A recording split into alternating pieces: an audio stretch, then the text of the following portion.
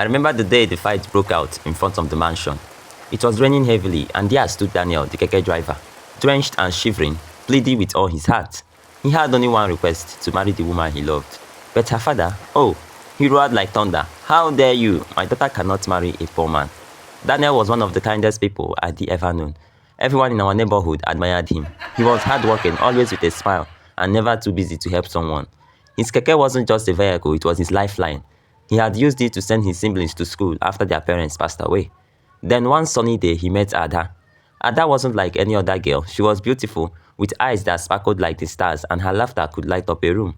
But beyond her beauty, she was kind. She didn't care much about her family's wealth. To her, everyone was equal. Daniel first saw her when she flagged down his keke at the market. She was carrying a bag full of groceries, and her driver hadn't shown up. Daniel offered to help her load the bag, and that was the beginning.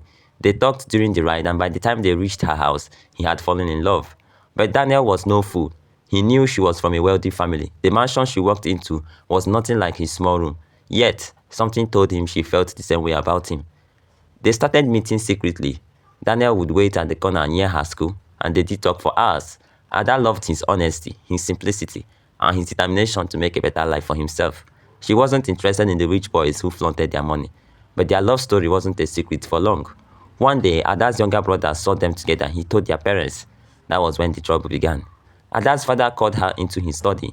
"What nonsense is this?" he shouted. "Do you want to bring shame to this family? How can you, a daughter of mine, be seen with a keke driver? He has nothing."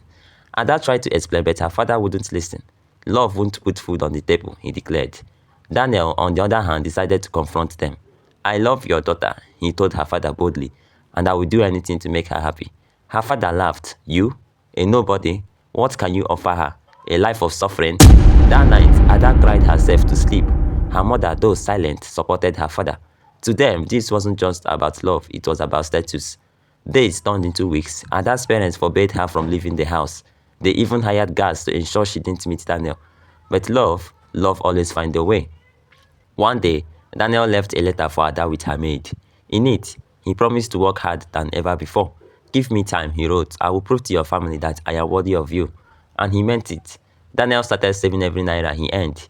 He worked extra hours, sometimes driving late into the night. His friends teased him, saying, "Why kill yourself for a girl?"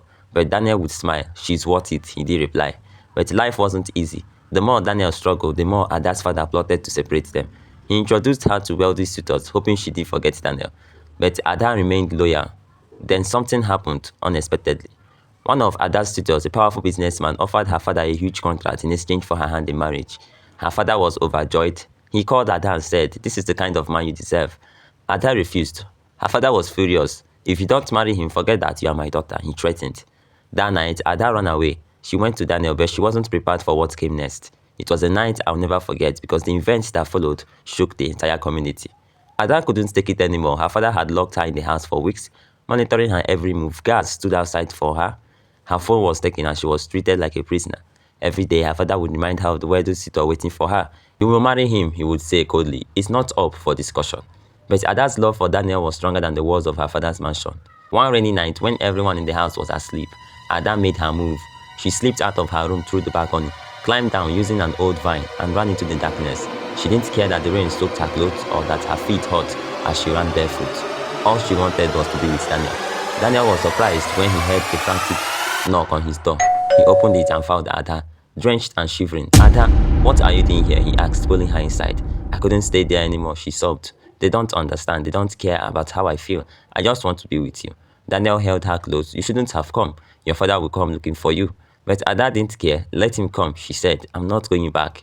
For a moment, they were happy. They talked about running away together, starting a new life in a different town where no one would judge them. But the joy didn't last long. The next morning, Ada's father discovered she was missing. He was furious. "Find her," he roared at his guards. "Bring her back and bring that foolish keke driver too." By noon, the entire town was talking about it. Men in black suits were seen driving around, asking questions and showing Ada's picture to anyone who would listen. Meanwhile, Daniel hid Ada in his tiny room. "They will never think to look here," he reassured her. But deep down, he was scared. He knew Ada's father was a powerful man, and he wouldn't stop until he got what he wanted. That night, Daniel heard a loud bang on his door. Before he could react, men burst in. They grabbed him and dragged him outside. Ada screamed, trying to stop them, but they shoved her aside. Daniel's heart sank when he saw Ada's father standing outside with a look of pure rage. "So this is where you have been hiding her," he sneered. "You think you can take my daughter from me?" "Sir, I love your daughter," Daniel said, his voice trembling. "Love?" Her father spat. "Love doesn't pay bills. Love doesn't build empires. You are nothing, Daniel, and you will always be nothing." He turned to his men. "Teach him a lesson he will never forget." The men dragged Daniel to the ground and began beating him. Ada cried and begged her father to stop, but he didn't listen. "This is what happens when you try to take what doesn't belong to you," he said coldly. When the men finally stopped, Daniel was bruised and barely able to stand. "If you ever near my daughter again," her father warned, "I'll make sure you disappear." Ada's father then dragged her away, ignoring her screams. She begged and pleaded, but he didn't care. He locked her in her room and warned her, "The next time you try to run away, it won't just be him who suffers." For weeks, Ada was kept under street watch. Meanwhile, Daniel recovered slowly, but the emotional pain was worse than the physical wounds. He missed Ada and worried about her constantly. But Ada was determined. Despite her father's threats, she found a way to get the message to Daniel.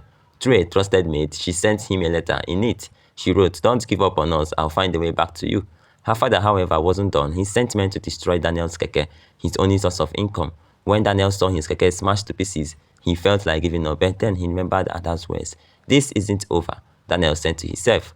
Ada, too, was plotting her next move. One night, she confronted her father. "You can't control my life forever," she told him. "You are my daughter," he replied, "and you will do as I say." "No," she said firmly. "I won't marry someone I don't love." Her father laughed bitterly. "We'll see about that." But Ada was ready. She had been saving money secretly and planning to escape. A few days later, she managed to slip out again, this time with the help of the same maid. She went straight to Daniel. When she arrived, Daniel couldn't believe it. "Ada, are you sure about this?" he asked. "I'm sure," she said. "I'd rather live a simple life with you than a weirdo life without love." Their reunion wasn't the end of their troubles, though. Ada's father continued to threaten Daniel, even sending men to watch him, but Ada stood her ground. She told her father, "If you harm him again, you will lose me forever." Her words finally made him pause. He realized he was pushing his daughter further away. Slowly, he began to see that her love for Daniel wasn't just a passing phase. In the end, Ada's father gave in. It wasn't easy for him to accept Daniel, but he realized that fighting their love was only hurting his family. Today, Daniel and Ada proved that love can overcome even the greatest obstacles. Their story reminds us that true love isn't about wealth or status. It's all about two people willing to fight for each other, no matter the cost. Thanks for watching my video. Please do not forget to subscribe to my channel if you haven't, in order to get notified when we upload our subsequent videos. Thank you.